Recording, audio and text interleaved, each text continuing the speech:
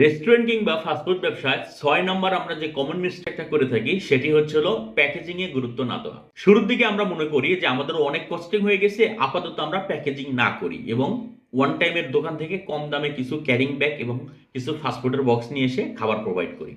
এতে করে আমাদের দুইটি গুরুত্বপূর্ণ জিনিস নষ্ট হচ্ছে। ১ নম্বর হচ্ছে হলো আপনি নিজেই নিজের মার্কেটিংটা নষ্ট করছেন।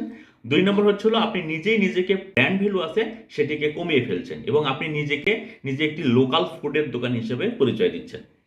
সো একটাবার চিন্তা করেন, ধরেন কোনো কাস্টমার একটি খাবার কিনে পার্সেলে করে বাসায় নিয়ে যাচ্ছে।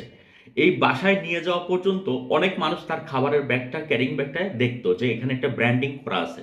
কোনো একটা রেস্টুরেন্ট থেকে সে খাবার নিচ্ছে। এই মার্কেটিংটা আপনি হারিয়ে ফেলবেন। ২ নম্বর, যখন ঘরে তার ফ্যামিলি মেম্বার বা কোনো অপরিচিত আত্মীয়স্বজনকে এই খাবারটা খাওয়াবে বা বাচ্চাদের খাওয়াবে, যখন তারা এই ক্যারিং ব্যাগটা দেখবে এবং বক্স খুলে খাবারটা নিতে যাবে, ১ম এ কিন্তু আপনার ব্র্যান্ডিং করা যদি একটি খাবারের বক্স পায়, তাহলে তাদের ইমপ্রেশনটা কিন্তু গুড হবে এবং তারা চিন্তা করবে না একটা ভালো খাবার আনছে। মনের অজান্তে মাইন্ডে একটা রিড করবে যে হ্যাঁ, এটা একটা গুড খাবার, ভালো খাবার, ব্র্যান্ডিং খাবার, ব্র্যান্ডের খাবার। তখন তারা ওই খাবারটা খেতেও কিন্তু উৎসাহ ফিল করবে এবং মজা করে টেস্ট করে খাবে। সেক্ষেত্রে যদি কোয়ালিটি একটু ডাউনও হয় তাদের কিন্তু এটা ম্যাটার করবে না। অন্যদিকে আপনি চিন্তা করেন, যদি একটা নরমাল বক্সে নিয়ে যান, যদি নরমাল ব্যাগে খাবারটা দেয়, তখন মনে করবে কি যে এটা হয়তোবা কোনো লোকাল এরিয়ার একটা খাবার, অত ইমপ্রেশন লাগবে না। যখন খাবারটা খুলবে, খাবে, তখন যদি ভালো হয়, তখন হয়তোবা জিজ্ঞেস করবে, "বাবা কোথা থেকে আনছো? খাবারটা ভালো ছিল?" এরকম বলবে। কিন্তু ১ম যে চিত্রটা ছিল ২য় চিত্রটার সাথে কিন্তু অনেক পার্থক্য। এক্ষেত্রে আপনার ব্র্যান্ড ভ্যালু কিন্তু অটোমেটিক হয়ে যেত। আর এটা হচ্ছে খাওয়ার পরে ব্র্যান্ড ভ্যালু হতেও পারে, নাও হতে পারে। এটা একটা জিনিস। ২ নাম্বার হচ্ছে হলো আপনি এখানে বিশাল বড় একটা মার্কেটিং হারাচ্ছেন। আপনি চিন্তা করেন, যখন সে খাবারের মোড়কটা খুলে, বক্সটা খুলে দেখতো, তখন কিন্তু সে আপনার কোম্পানির নাম, ফোন নাম্বার, রেস্টুরেন্টের এরিয়া দেখতো।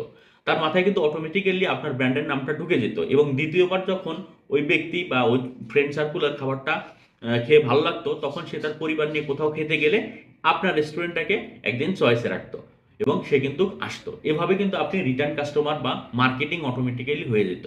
তাই শুরুর দিকে অবশ্যই কষ্ট হলেও প্যাকেজিংটা আপনারা নিয়ে শুরু করবেন। এতে করে আপনার কোম্পানির ১ নম্বর ব্র্যান্ড ভ্যালু বাড়বে, ২ নম্বর অটোমেটিক্যালি মার্কেটিং হবে এবং রিটার্ন কাস্টমার অনেক বেশি বেড়ে যাবে।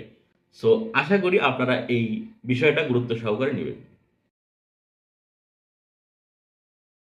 রেস্টুরেন্ট কিংবা ফাস্টফুড ব্যবসায় ৬ নম্বর আমরা যে কমন মিস্টেকটা করে থাকি সেটি হচ্ছে হলো প্যাকেজিং এ গুরুত্ব না দেওয়া। শুরুর দিকে আমরা মনে করি যে আমাদের অনেক কস্টিং হয়ে গেছে, আপাতত আমরা প্যাকেজিং না করি এবং ওয়ান টাইমের দোকান থেকে কম দামে কিছু ক্যারিং ব্যাগ এবং কিছু ফাস্টফুডের বক্স নিয়ে এসে খাবার প্রোভাইড করি। এতে করে আমাদের ২টি গুরুত্বপূর্ণ জিনিস